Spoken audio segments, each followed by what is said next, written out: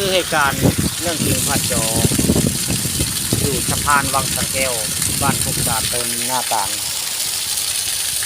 รอบบ่ายมื่อนี้ผู้ข่าปาน้องคำพาชมพามาเบิ่งเหตุการณ์ฝนตกบริเวณบ้านพุกษาตำบลหน้าต่าง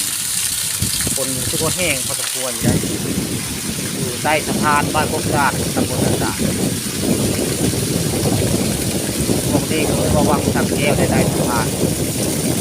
วังสะแก้วบ้านพุกษาตำบลหน้าต่างวังสะแก้วโอ้โหเลยโอ้โหสะแก้ว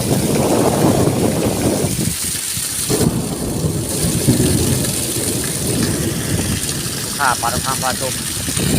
มาถ่ายทำระยะเหตุการณ์คนตกข้ามแม่มันถ่ายผ้าเหลือบ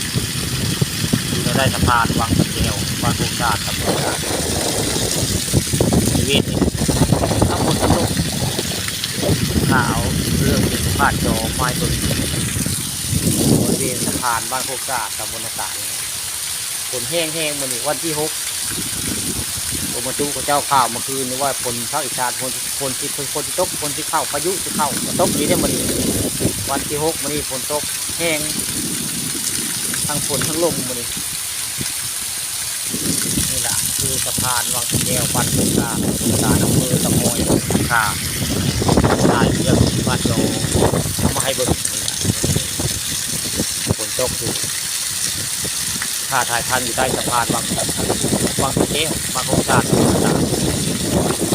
แล้วก็ฝนแห้งพอสมควรอยู่ได้